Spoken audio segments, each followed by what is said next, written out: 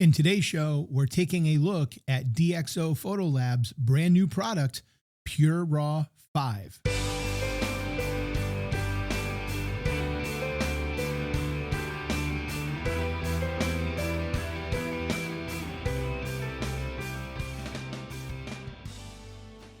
Hey everyone, welcome into Magnolia Photography SC. I'm Jeff House and I'm a wildlife photographer in Charleston, South Carolina.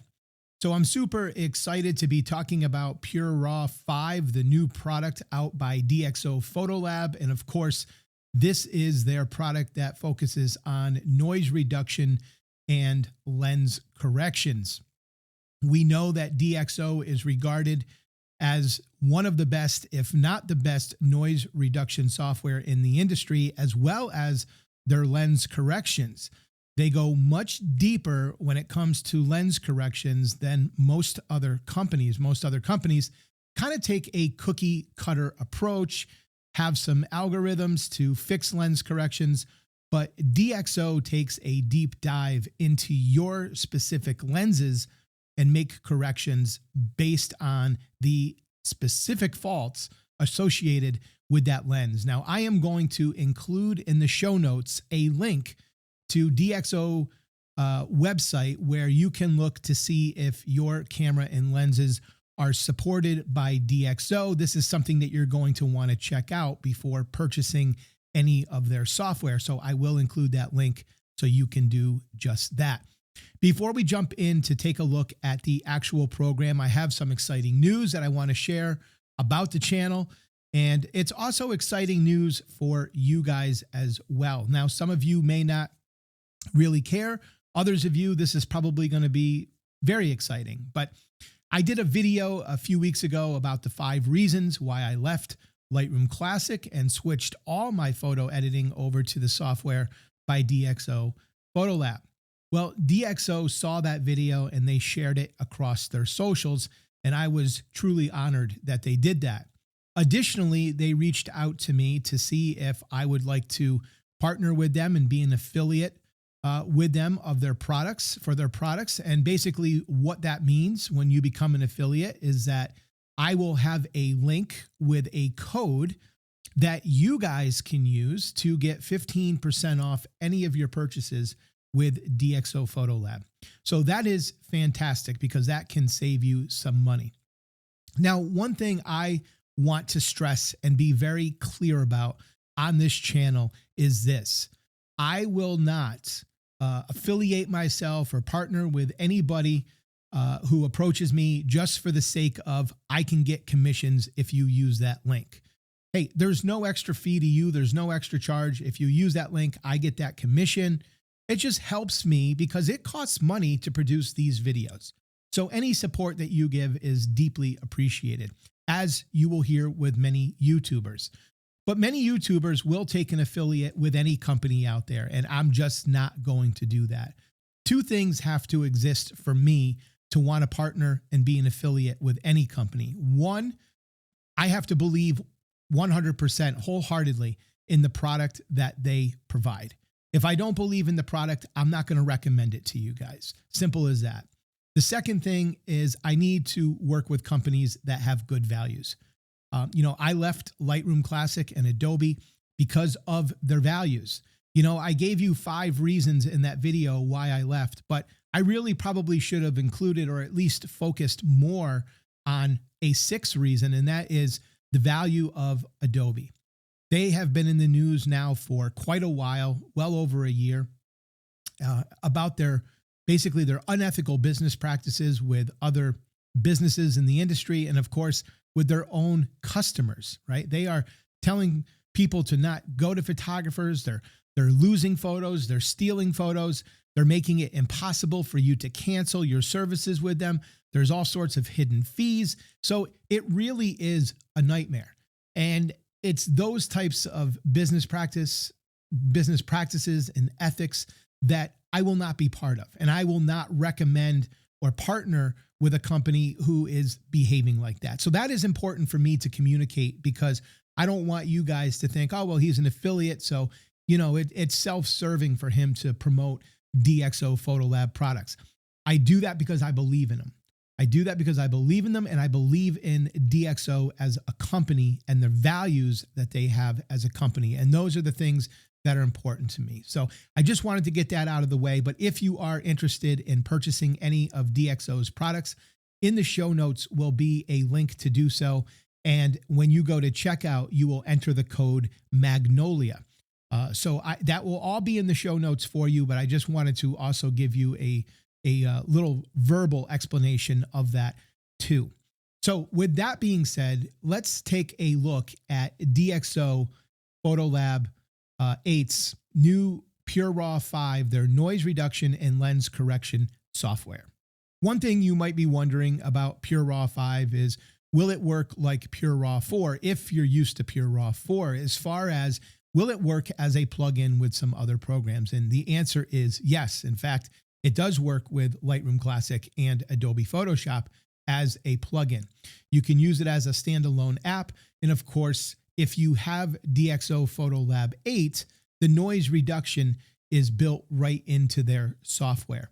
Now, one of the questions that I have seen floating around that I would like to kind of just provide my insight on is whether or not, if you are a DxO Photolab 8 owner, is the noise reduction software going to be updated in that program? As far as I know, everything that I'm aware of, I do believe that there is going to be an update to Photolab 8 that will include this new noise reduction software. And again, as far as I know, there will not be a charge for this. If I hear or find out anything to the contrary, I will certainly be the first to let you know. But that is what I know so far.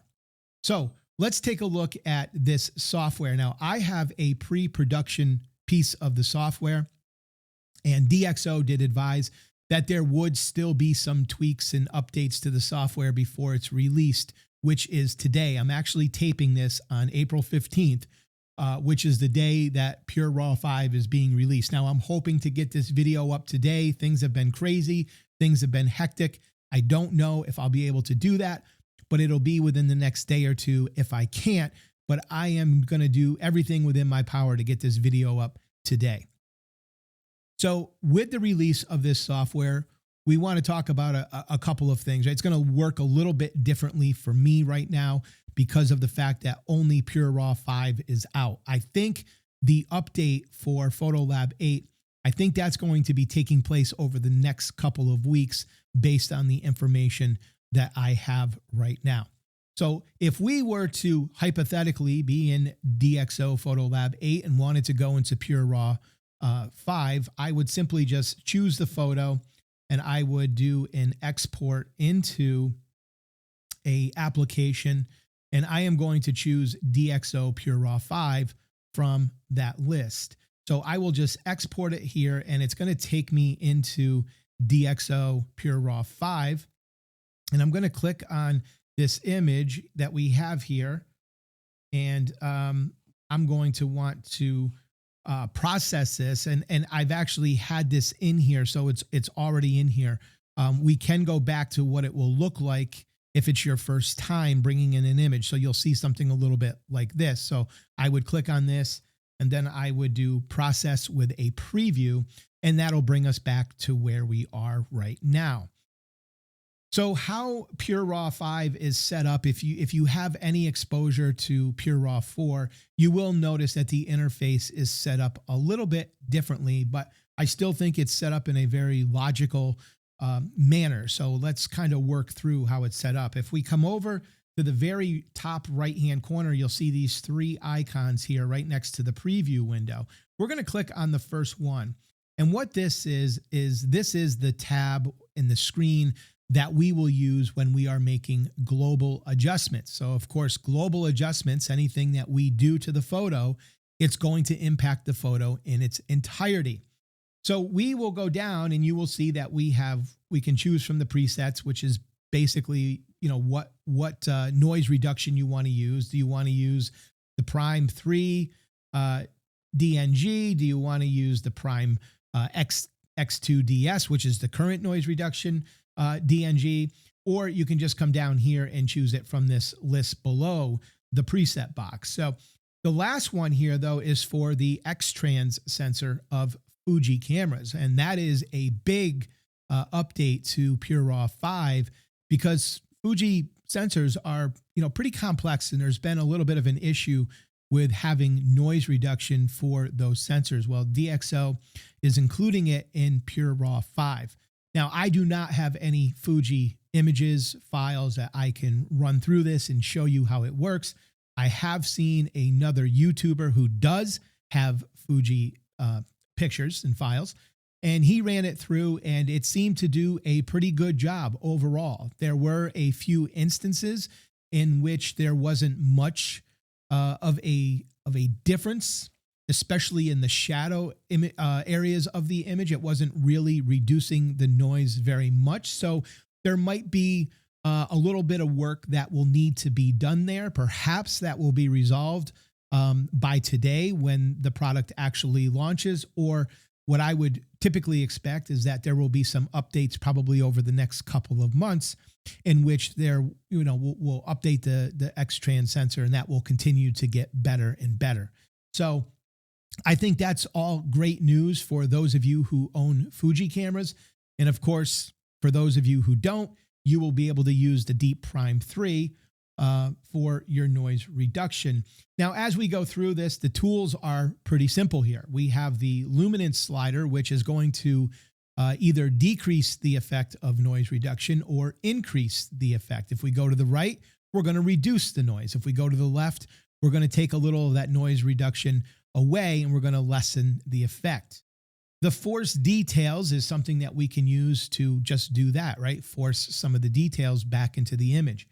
In my experience, what I would recommend is that you use this sparingly and with some caution, because the theory of less is more certainly applies to this particular slider. The other thing that is so great about DxO and their noise reduction software is the other part of it, and that is their optical corrections, their lens corrections. And as I was stating a little while ago, they really deep dive into every lens that they have that's compatible with their software, right? So they do extensive testing, and their program is built around that lens, that testing, and all the specific flaws that come with that specific lens. So it really does a quality job of resolving any lens issues that you may have with the camera setup that you have. The next thing that we can do is we can go back over here to the right-hand side once we've taken a look at our global adjustments, but maybe we want to drill down a little bit deeper. Well, it allows us to come in here and do local adjustments. And now, of course, local adjustments allows us to mask off a certain part of our image and just apply those edits to the areas that we've applied that mask to. That is really allowing us a lot of creative freedom and a lot of creative control. So it has some basic tools that you're all going to probably be familiar with. Right across the top, we can change our brush size. We can change the feathering, right? Do we want a mask with a hard edge to it like that? Or do we want to come over here and soften the edges for the mask so that when we apply that mask, maybe it feathers out into the rest of our subject? That can be a great way to go. I typically use the feathering. Of course, use what you feel comfortable using. The flow will control a little bit more of the effect being applied, and then we can change the opacity of our mask. Some people like to work with 100% opacity. Others like to work with a lesser opacity so that they can kind of see through it and see what they're masking a little bit better. You can even turn off the mask or show it depending on what you want to do. And I don't think I already put that mask on there, so the opacity won't work. But if I brought it down and did another mask, you can see that that one is going to be far less than the one that's at 100%. So it just allows you a little bit more of a different visual approach. So you can come down here and do the same things that we did in the global adjustments. You can use the luminance to change how drastic the noise reduction effect is or isn't. You can use the force details to bring back some of the details in the image, because again, when we use denoising, right, remember that it's kind of taking those pixels and smoothing them out. So that'll bring back a little bit of detail. And then, of course, we have the lens sharpness features inside of the local adjustments as well. So again, it's not an overly complex system, right? With lots of different tools that we have to worry about. It's nice and simple and straightforward, which is what I think we all appreciate. And lastly, if we come over here to the third one, this just gives us how we're going to output our images once we are done editing them. You can, output them in a specific format. Of course, you can choose the destination that you want, and then you can also do some file renaming, and you can export, and you could go to Adobe Classic, you could go to Adobe Photoshop. I, of course, would do DxO Photolab 8 in this particular demonstration. But that is essentially the program as a whole, guys, right? That's how it works. So like I said, this is not something that should be too overwhelming with a lot of different tools and a lot of different things. There's just a couple of sliders to worry about, and you can play around with those with your images to see what type of effect it has, and then apply whatever effect you like to your images. All right, so I am going to close this out. And what we are going to do now is we are going to take a look at a couple of sample images. Now, the first image that we're going to look at is this one here, is a black crowned night heron. And the second one that we're going to be looking at is a juvenile little blue heron. So that being said, both images are taken or were taken at a ISO of 16,000. All right, so we do have a very high ISO, but let's keep in mind, and if you didn't see this video, go back and watch my video on ISO. But ISO alone is not the determiner of how much noise we are going to have. We have been taught through photography to believe this, but it's just not true. And I can prove that to you in the previous video I did on ISO. What we want to consider with ISO is also our shutter speed and our aperture value. So ISO is largely driven based on light. So in other words, if we're using a 16,000 ISO, we are going to get far less noise if we're using a shutter speed of 1/100 compared to 1/2000, simply because of the fact that we are allowing more light into the camera and more light into our sensor. So that is kind of just a quick high level thing to think about when it comes to ISO. But let's take a look at these. Again, all shot at 16,000 ISO. I cropped the images to be the same, and I just bumped up the exposure. I didn't do anything else other than bump up the exposure, just so that we could have a relatively identical image from a brightness standpoint. What I really like, this is what I really want to stress about DxO5. When new software comes out, we're all wondering, what's it going to do? What's it going to be like? How different is it going to be from the last version? And I think oftentimes we can be disappointed because sometimes the upgrades don't feel like they're that much of an upgrade, right? You kind of feel like, it's pretty much the same thing as what I've been using. Well, I think DxO has done a great job of really increasing the effect of realism when it comes to their new noise reduction and lens corrections. And what I mean by that is, again, I was just stating a little earlier, when we apply noise reduction, right, pixels become smoother. And it's that smoothness that can sometimes make a picture look almost like a painting. So the real trick with noise reduction is how do we reduce the noise but also retain detail in our images? And I think DxO has got it figured out with PureRAW5. PureRAW4 was amazing, right? Great noise reduction. They did a good job of retaining detail, but I think the retention of detail has gotten even better in PureRAW5. And I think that's where the program has really matured, if you will. So let's take a look. It's really hard to tell right here, right? Both images shot at 16,000 look absolutely amazing, right? They look really good. But what I want to point out is kind of the back areas, right? Behind the bird, because we know that noise really likes to reside in shadow areas, the darker areas of an image. So if we look at the noise levels in the back here, I'm going to zoom in with my cursor, right? And we take a look at this. it all looks pretty smooth, right? But if we come over here, look at that. I don't know if you can see this through the translation of the video or not. I know there's some compression that goes on with these videos when they're uploaded, but there is more what I would call texture, a little bit more texture in the details. And to me, that is giving the photo a little bit more of that depth, texture, and dimension that I am always harping about. And so this is, in my opinion, something that is really big when it comes to the upgrade here with PureRAW5. So again, I'm just going to go back here. We can see it's a much smoother looking image in the background. And if we come over here, we have more detail because we have more texture being brought out in those background details. That to me is very, very interesting. I don't know how they do that, but nonetheless, they seem to have accomplished it. And it's something that I'm really looking forward to when it comes to editing my photos. Let's take a look at another quick example so that we can kind of just get another look. So this is the current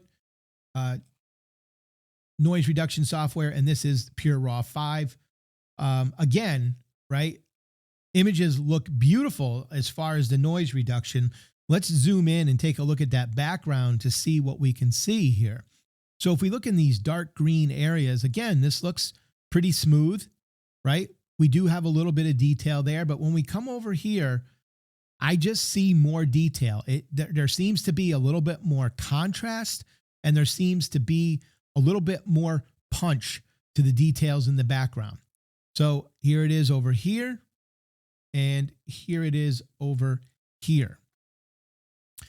So that is what I am seeing with my testing here over the first couple of days that I've been able to experiment with this software. What do you guys think? How many of you out there right now are using Photolab's denoising software and their lens correction software? And how many of you will be upgrading to PureRAW5? Don't forget, DxO has one of the best trial periods in the industry. You can try it out for 30 days, run your photos through it, see what you think, play around with the sliders to see what type of impact it has based on the camera and lens setup that you are using. And let me know in the comments what you think about PureRAW5. Guys, don't forget that if you're going to make any purchases, be sure to use that link in the show notes and use code Magnolia to save yourself 15% on any purchase. I'm also hoping in the future, and this is something I'm still speaking with DxO about, but they did mention the possibility of doing a software giveaway at some point. So I will continue to talk to them about that and see what we can do in that regard as well. So stay tuned for that in the future. Other than that, thank you so much for stopping by and joining me today, guys. I appreciate it very much. Until then, good luck with your wildlife and take care.